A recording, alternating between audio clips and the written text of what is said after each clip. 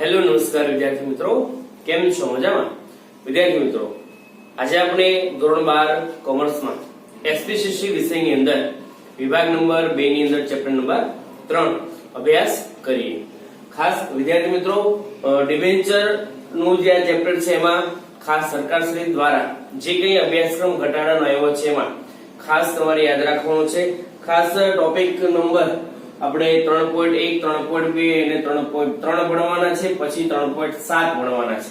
એટલે કે 3.4, 3.5 અને 3.6 એ તમારા આ વર્ષના અભ્યાસક્રમમાંથી નીકળી જાય છે, એટલે કે બોર્ડની પરીક્ષામાં પૂછાશે નહીં. તો ખાસ એની નોંધ તમને મોકલેલી છે, તો એ પણ જોઈ લેવી. તો જોઈએ આપણે ડિબેન્ચરના ચેપ્ટરની અંદર આગળ વધીએ. છેલ્લે આપણે ડિબેન્ચરના અર્થ, એની વ્યાખ્યા વિશે વાત કરી. ખાસ કરીને લાંબા ગાળનું દેવું એકત્રિત કરવા માટે, ખાસ કરીને લાંબા ગાળની મૂડી એકત્રિત કરવા માટે કંપની છે એ ખાસ આ રીતે ડિબેન્ચર બહાર પાડે છે, અને ડિબેન્ચર હોલ્ડરો અને કંપની વચ્ચે લેણદાર દેવાદારનો સંબંધ છે ઉભો થાય છે. તો આજે આપણે ડિબેન્ચરના પ્રકાર વિશે વાત કરીએ. વિદ્યાર્થી મિત્રો, ડિબેન્ચરના 4 પ્રકાર છે, જેમાં પહેલું છે ગીરો ડિબેન્ચર, બીજું સંપૂર્ણ રૂપાંતરણક્ષમ ડિબેન્ચર, ત્રીજું છે અંશતઃ રૂપાંતરણક્ષમ એટલે કે અમુક ટકા રૂપાંતર અને અમુક ટકા નહીં, અને ચોથું છે બિન રૂપાંતરણક્ષમ એટલે કે જેનું રૂપાંતર થઈ શકે નહીં. તો જોઈએ આપણે દરેક વિષય આપણે ડિટેલમાં ભણશું.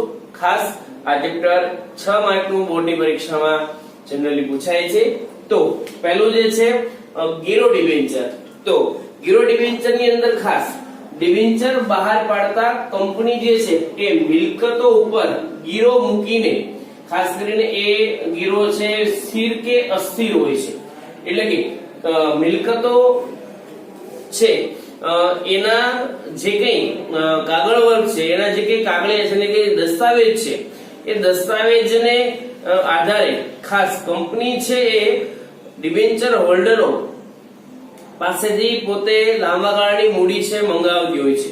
તો એના માટે પોતાની મિલકતોને ગીરવે મૂકે છે. તો ખાસ અહીંયા આગળ કે ડિબેન્ચર બહાર પાડતી વખતે કંપની મિલકતો ગીરો મૂકી સ્થિર કે અસ્થિર બોજ છે ઉભો કરે છે. જે આપણે જોઈએ કે તરતો બોજ પણ એમ કહી શકાય કે આ ડિબેન્ચર ઉપર કંપની આટલી મિલકતો મૂકેલી છે. તો ખાસ આ મિલકતો જે છે, હવે એ મિલકતો ગીરવે મૂકી એટલે કે એ મિલકતોના બદલામાં એ પોતે ડિબેન્ચર હોલ્ડર પાસેથી લાંબા ગાળાની મૂડી એકત્રિત કરે છે, અને એના સંદર્ભે કોઈ પણ હવે એ મિલકતો સંદર્ભે કોઈ પણ એને નિર્ણય લેવો હોય તો એ નિર્ણય લેતા પહેલા કંપનીએ ડિબેન્ચર હોલ્ડર્સના જે ટ્રસ્ટીઓ જે છે એની મંજૂરી છે મેળવવી પડે. બરાબર છે? તો ખાસ કંપની જે છે એ ડિબેન્ચર હોલ્ડર પાસેથી જે કઈ ડિબેન્ચર બહાર પાડે છે, ડિબેન્ચર હોલ્ડરો છે એ કંપનીમાં નાણું રોકે છે, તો એની સામે કંપની છે પોતાની મિલકતો છે ગીરવે મૂકતી હોય છે. અને એ મિલકતો સંદર્ભે જ્યારે કંપનીને કોઈ પણ નિર્ણય લેવો હોય કે મિલકતો વેચવી હોય, તો ડિબેન્ચર હોલ્ડરના જે કે ટ્રસ્ટીઓની જે નિમણૂક કરેલી હોય એની પરમિશન છે એ મેળવવી પડે. કંપનીનું જ્યારે પણ વિસર્જન થાય ત્યારે આવા ડિબેન્ચર હોલ્ડરનો મિલકતો પર પ્રથમ હક હોય છે. ખાસ ડિબેન્ચર હોલ્ડર છે કંપનીનું ડિબેન્ચર છે કંપનીનું દેવું છે. કંપનીએ શેર હોલ્ડરને રકમ ચૂકવતા પહેલા ડિબેન્ચર હોલ્ડરને રકમ ચૂકવવાની છે, કારણ કે કંપનીનું દેવું છે, અને દેવું છે એ એને સૌથી પહેલા ભરપાઈ કરવું પડે. હવે જ્યારે કંપનીનું વિસર્જન થાય છે ત્યારે આવા ડિબેન્ચર પર સૌપ્રથમ હક છે એની મિલકતો પર છે, ડિબેન્ચર હોલ્ડરનો મિલકતો પર પ્રથમ હક હોય છે. એટલે ખાસ કંપની જ્યારે વિસર્જન કરે છે ત્યારે એની મિલકતો ઉપર ડિબેન્ચર હોલ્ડરનો હક હોય છે. તો આવા જે મિલકતો ગીરવે મૂકીને જે ડિબેન્ચર બહાર પાડવામાં આવે એને ગીરો ડિબેન્ચર તરીકે ઓળખવામાં આવે છે.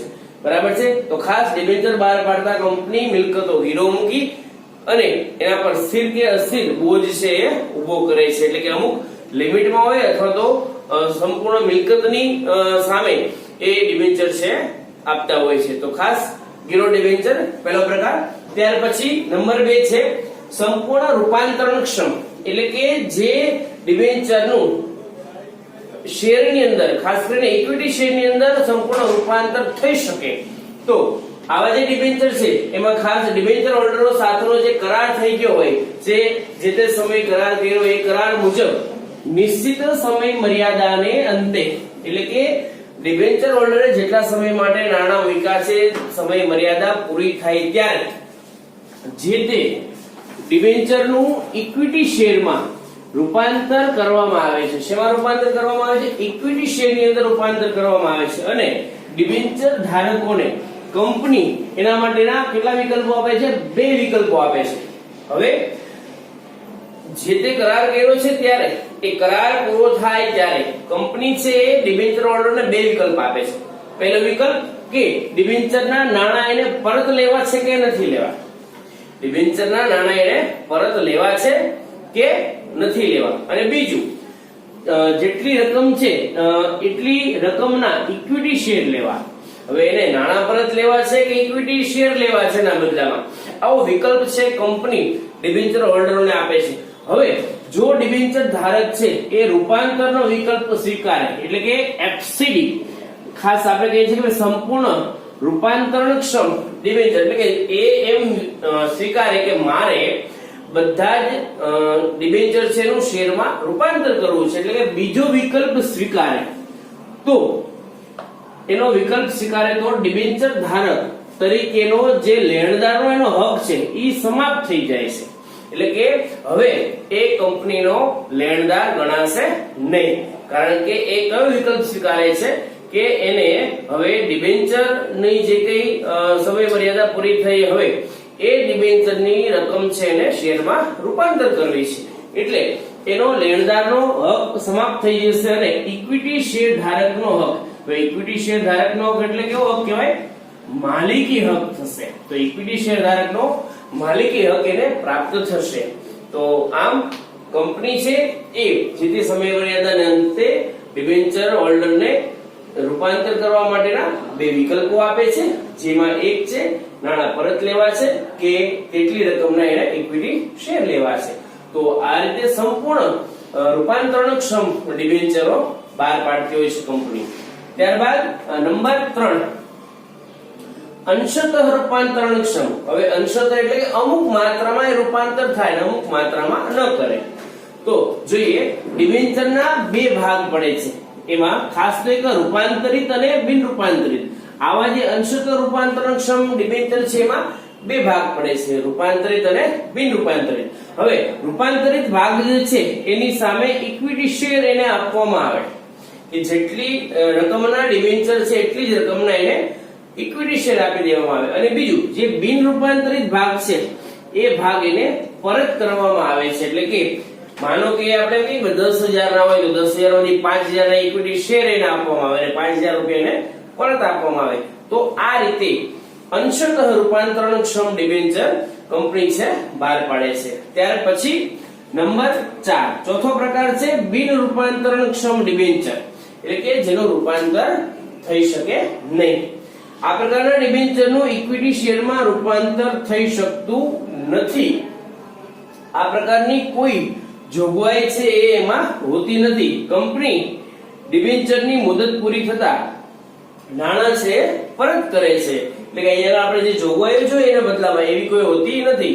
ડિબેન્ચર હોલ્ડરના જે કઈ કરાર નક્કી થશે એ સમય મર્યાદા પૂરી થાય એટલે કંપની છે મુદત પૂરી થતા એના નાણાં છે પરત કરે છે.